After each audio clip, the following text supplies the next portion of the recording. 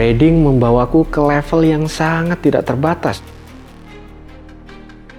Level kebebasan waktu, kebebasan bekerja, hingga mencapai ke arah kebebasan finansial. Tapi semua dimulai dengan tidak baik-baik saja.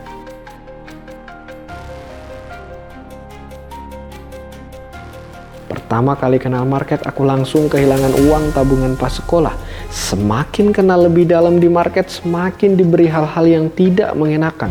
Puncaknya, pernah hilang satu mobil hanya dengan sekali klik tombol. Aku berkutat dengan hal ini hampir 1 tahun penuh. Semua proses ini membawaku untuk menemukan 5 pelajaran trading di level sekarang. Level yang gak pernah terbayangkan bisa dicapai saat umurku masih 20-an.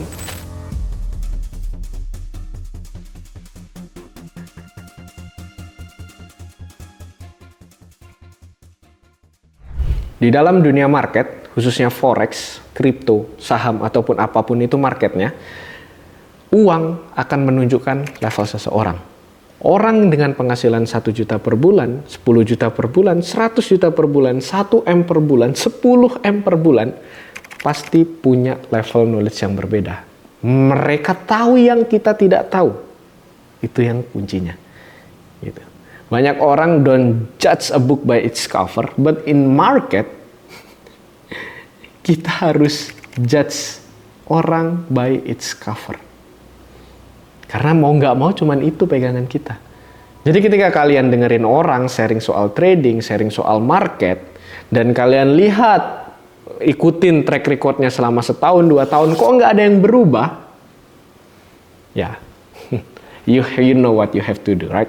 Oke, di sini aku pengen cerita gimana cara aku ya konsisten in this year itu bisa dapat at least 100 juta per bulan dari forex. Karena dulu beda banget untuk knowledge-ku, yang 1 juta dulu, kemudian 10 juta, kemudian sampai hit ke 100 juta per bulan, and later kita akan coba kejar 1 M per bulan bareng-bareng gitu. Karena beda banget untuk style trading yang aku lakukan. Dan aku tahu ya, semakin tinggi level yang kita lakukan, kehilangan yang mungkin kita terima itu juga semakin besar. Aku bisa dapat ratusan juta per bulan, tapi hilangnya juga bisa ratusan juta, Pak. Gitu. Jadi sesuai lah. Biasanya RR ku juga 1:1,5, 1:2. Jadi ketika hilang sama profit, ya udah kita kayak lihat ini sebagai game aja. Nggak lihat kayak, oh harusnya tadi aku nggak trading ya, hilang 1 mobil kan, nggak kayak gitu. Makanya di sini aku coba sharingkan 4 tahap supaya kalian bisa bermain trading selayaknya bermain game. Karena jadi trader itu adalah pekerjaan orang gila, Pak. Kita harus emosi kita harus kita delete jauh-jauh dari market. Ketika kita masih feeling emotional, ketika kita kehilangan uang, maka sampai kapanpun kita akan susah naik levelnya. Karena dulu aku stuck di level itu. Di 10 juta per bulan, karena aku ngelihat, oh duit ini ketika aku hilang, aduh nyesel banget seharian, 2 hari, 3 hari. Di level ini ketika hilang duit, ya udah Pak. Gitu. Karena aku tahu aku bisa making money more lagi. Gitu. Nah, di sini akan ada 4 step. Oke? 4-empatnya itu penting dan saling berkaitan. Kita langsung menuju ke step yang pertama. Kamu gak harus cari uang terus tiap hari di market. Seperti yang kita udah ungkapkan ya, bahwa uang itu sama linear dengan level seseorang di market. Uangnya tambah banyak ya level seseorang itu tambah tinggi. Karena kenapa? Itu untuk kita feel stupid. Agak keras aku memang.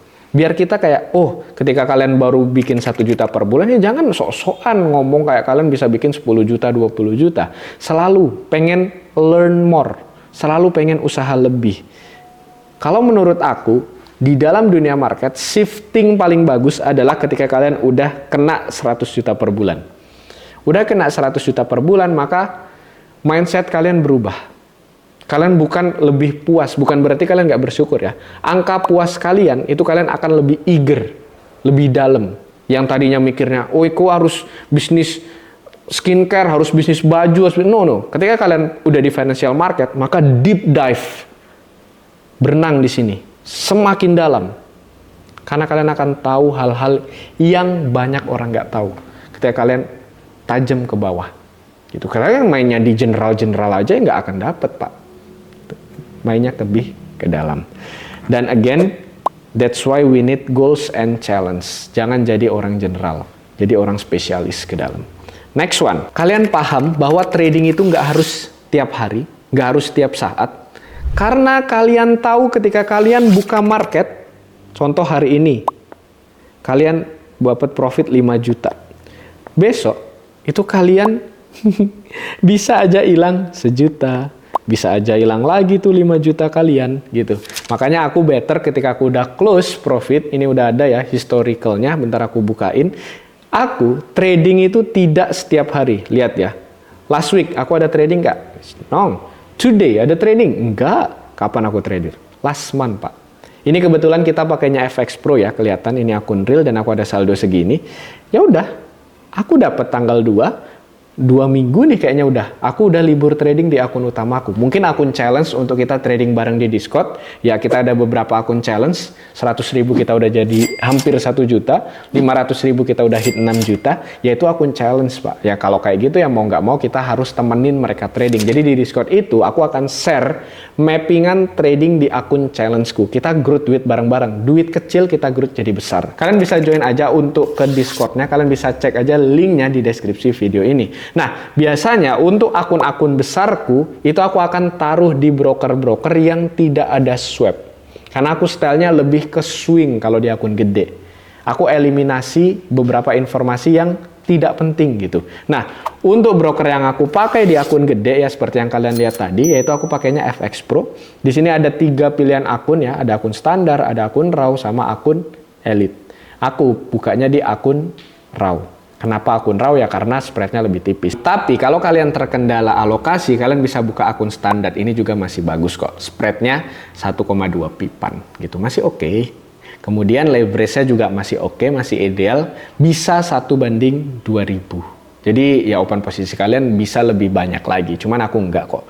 Aku tetap 1:1000, 1:500. But ya aku cuman 1 posisi aja gitu. Jarang aku nge-layer banyak-banyak gitu, jarang banget. Oke, jadi di sini untuk pakai FX Pro dan untuk legalitasnya kalian juga udah tenang. Kemudian di sini dia juga udah dapat keamanan tier 1, jadi nggak perlu ragu lagi. Nah, setelah kalian tahu pelajaran pertama kalian nggak harus tiap hari buka market, jadi nggak ada tuh ceritanya kalian buka market lagi, buka market lagi, buka market lagi. Ini khusus di akun besar ya. Ketika kalian nge-grow akun kecil dan kalian males buka market dan males konsisten gitu, agak cukup susah. Nah, untuk pelajaran pertama nggak harus tiap hari buka market, maka saranku kalian bisa lihat growth kalian itu by percentage. Contoh, kalian modal 500.000, udah dapat profit 500.000 juga. Ya udah growth 100%, Pak. Apa yang kalian cari lagi? Udah stop di hari itu kalian untuk melakukan trading. Di bulan itu bahkan, karena udah growth 100%. Semakin kalian trading lagi, percaya nggak? Itu akan kesedot pelan-pelan. Kesedot lagi, kesedot lagi, kesedot lagi. Bahkan bisa-bisa ya akun kalian akan blow up gitu. Blow up ya kesedot semuanya. Profit kesedot, modal kesedot juga. It's really possible. Kemudian kedua, kalian harus tahu kapan waktunya agresif.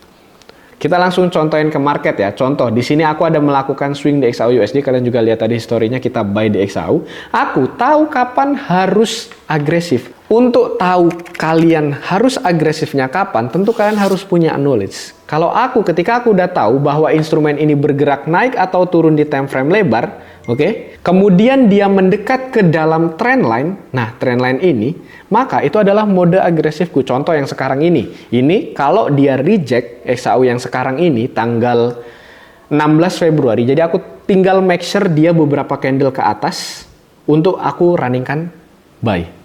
Gitu. Cukup make sure itu. Aku akan dalam mode agresifku. Nah, ketika dia berada di mana ya, dia berada di sini gitu. Ya aku nggak akan dalam mode agresif, aku akan biasa-biasa aja. Tapi ketika dia naik dekat trendline, aku akan ambil. Jadi gini, pas dia naik, naik nih ke sini, ini udah kalian cuekin. Nah, pas turun minor, dan kalian tahu ini trendline-nya H1 atau H4, nah ini adalah mode agresif kalian. Sama, trend turun. Ini H1 atau H4 gitu. Turun sini. Nah, ketika dia turun, kita cuekin. Pas naik minor. Nah, ada rejection. Ini adalah mode agresifku. Atau kalian juga bisa pakai continuation pattern. Contoh, dia naik nih. Naik, ada continuation nih. Turunnya minor. Nah, kalian bisa tunggu di sini mode agresif untuk dia naik lagi. Again, berarti kalau naik trendline tidak boleh di break. Itu doang aturannya. H1, H4 line tidak break, maka kalian bisa untuk melakukan mode agresif. Catatannya adalah harus mendekat ke line. Sama kayak XAU sekarang kondisinya, dia mendekat ke line. Mendekat ke line ini ada area akumulasi, harusnya ya. Ketika ini valid, reject, kita bisa untuk buy. Buy-nya juga nggak 10 pip, 20 pip ini Pak. Dari bawah sini ya, anggaplah kita nunggu di sekitar sini. Sampai ke atas. Dapat 400 pip, 460 pip. Banyak. Gitu. Kemudian, selanjutnya, pelajaran ketiga.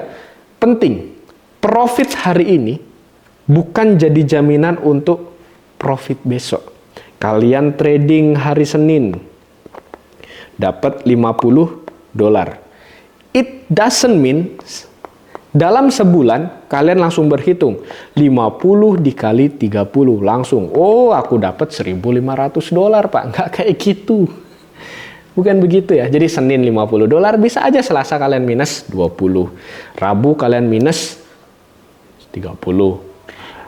Kamis kalian profit lagi 50, itu bisa Pak. Contoh di sini aku bukain untuk salah satu hasil tradingan teman-teman yang ada di Discord. Jadi di Discord kita juga tracking hasil trading kalian itu seperti apa. Di sini dia start trade itu modal $100 dan balance ya udah nge-growth ke 462 gitu. Nah, di sini kalian bisa lihat semuanya. Tuh.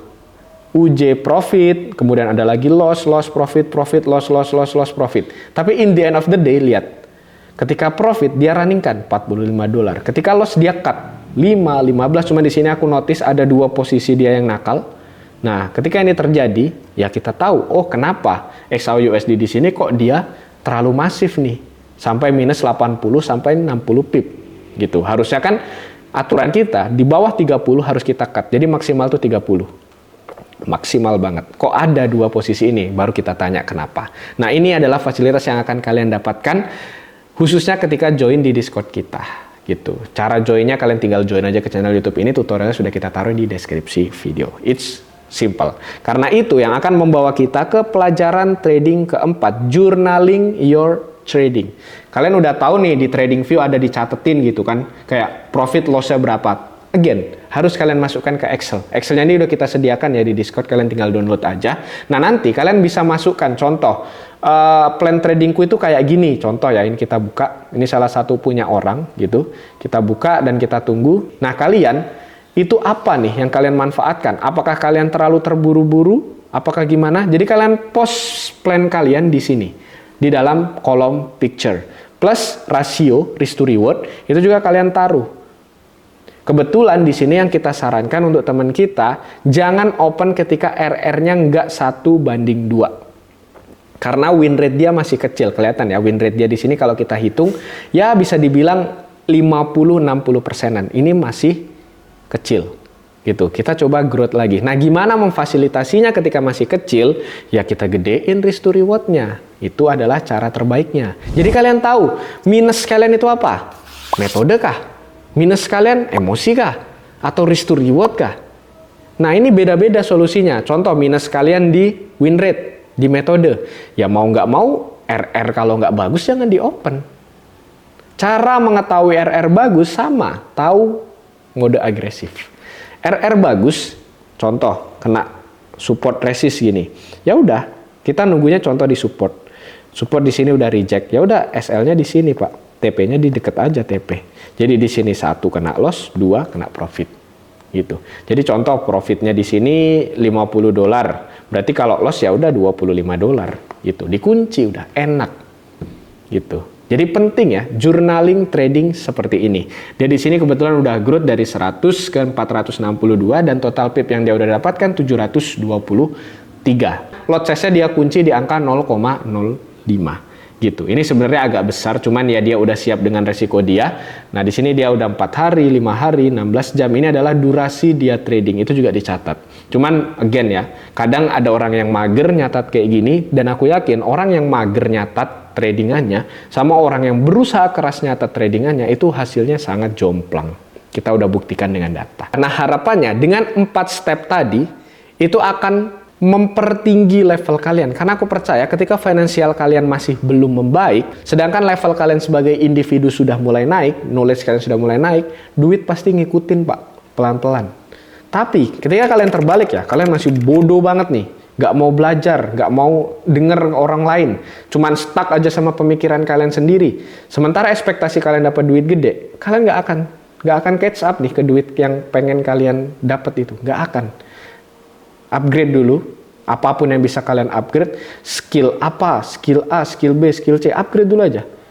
Pelan-pelan duit ini ngikut dengan knowledge kalian, gitu. Nah, ini selalu linear, makanya uang akan merepresentasikan di mana level finansial seseorang di market. Kita harus judge book by its cover kalau di market, Pak. Kalian harus kayak gitu. Nggak usah lah ngejudge orang lain, ngejudge diri sendiri kita. Kita harus ngejudge diri sendiri kita dari cover kita. Ketika covermu kayak gitu-gitu aja, setahun kalian di sini, 2 tahun kalian di sini, 3 tahun kalian di sini, masih sama aja nggak ada yang upgrade, ya berarti ada yang salah dengan covermu, gitu, pemikiranmu. Gitu, oke? Semoga video ini memfasilitasi 4 step tersebut yang membawa aku menyentuh bisa 100 juta per bulan di market forex.